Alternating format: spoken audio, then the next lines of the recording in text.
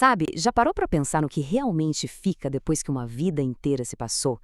No fim das contas, o legado de uma pessoa é o que revela o que de verdade governou ela por dentro. A questão não é só o que foi feito, mas qual foi a força, a vida, que moldou tudo a partir de dentro. E é exatamente essa a pergunta que vai guiar a nossa análise de hoje. Porque no fundo, a coisa se resume a duas opções. Ou uma vida é governada por Cristo, ou ela é governada por si mesma. Não tem muito para onde correr. De um lado, a gente tem uma vida que é moldada de dentro para fora, por uma outra presença, a de Cristo. E do outro lado, uma vida que é moldada pela vontade pessoal, que, olha, pode até usar uma linguagem super religiosa, mas que lá no fundo está servindo a si mesma. Isso nos leva a examinar o que a fonte chama de código-fonte de uma vida.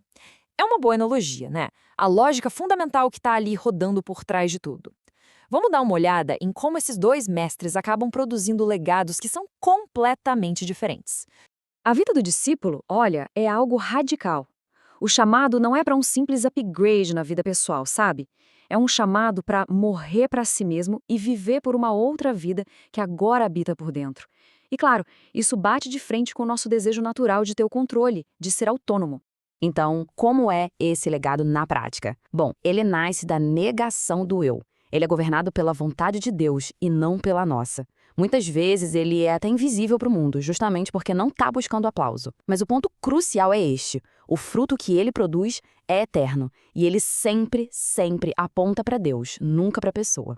E olha, esse ponto aqui não tem negociação. A fonte é bem categórica nisso. O evangelho não faz acordos. A exigência é de rendição total. Não existe meio termo nesse caminho. Agora, em contraste direto com isso, a gente tem a vida terrena. E essa vida, mesmo que pareça super moral ou até religiosa por fora, está fundamentalmente centrada naquilo que é visível, que é imediato, que é passageiro. A mentalidade aqui é completamente outra, focada no aqui e agora. Agora, o que é realmente interessante é ver como os frutos são diferentes. Esse outro legado está sempre buscando ganho pessoal, status, a validação das outras pessoas. Ele está preso ao que é temporário. E a conclusão é forte. Pode até ser algo impressionante aos olhos dos homens, mas, diante de Deus, não tem peso nenhum. Agora a gente entra num ponto crítico aqui da análise. O maior perigo, segundo a fonte, não está lá fora, mas aqui dentro. É o perigo do auto-engano. Acontece quando a lógica do mundo começa a operar disfarçada, com uma aparência de fé. A fonte aponta para um dos enganos mais sutis e talvez mais devastadores que existem. Aquela pessoa que mantém toda a rotina religiosa, vai aos cultos, serve, participa de tudo, mas a mente dela já não é mais governada pelo espírito. A forma continua ali, intacta, mas a essência já se foi. E como é que isso acontece? É um declínio sutil, que vai aos pouquinhos. Primeiro, a cruz deixa de ser uma experiência diária e vira só um símbolo, um adereço. Depois, a vontade de Deus vira só mais uma opção na mesa, entre tantas outras. E por fim, a vida com Deus é reduzida a uma conveniência, e não mais uma entrega total. O resultado disso tudo é uma fé superficial. Uma fé que não confronta o ego, que não tem poder para gerar uma transformação de verdade. É uma vida onde Deus se torna um adicional, um plus, mas não o Senhor de fato. Então, onde é que tudo isso é decidido? A fonte nos leva direto para a raiz do problema. A batalha acontece na mente. É aqui que a fonte de um legado eterno é definida. A afirmação é bem direta. A mente é o campo de batalha central. É ali, no campo dos pensamentos, das intenções e dos valores, que a direção de uma vida inteira é decidida. Se não houver renovação aí, não existe transformação real em lugar nenhum. E as consequências são muito claras. De um lado, uma mente renovada leva à transformação, expressa o caráter de Cristo e constrói algo eterno. Do outro lado, a mente que não foi renovada, bom, ela só mantém uma atividade religiosa, preserva o ego intacto e vive numa contradição constante. A fonte nos deixa com essa citação que é poderosa.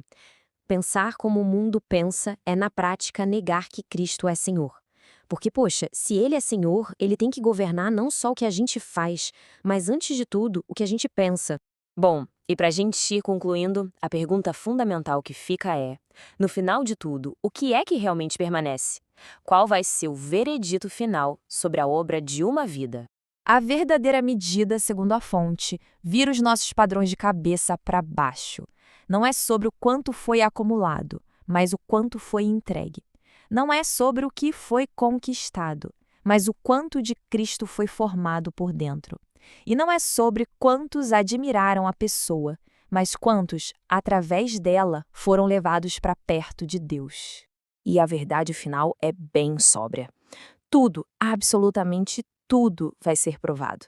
Todo o trabalho construído fora da vontade de Deus, por mais impressionante que possa parecer aos nossos olhos, vai ser consumido. Apenas aquilo que foi gerado pelo Espírito é o que vai permanecer. É por isso que a análise toda nos deixa com esta pergunta final. Uma pergunta que vai direto ao coração da questão. Não é só no que se acredita, mas sim quem governa a sua mente. Porque é daí que flui a única vida e o único legado que realmente importa.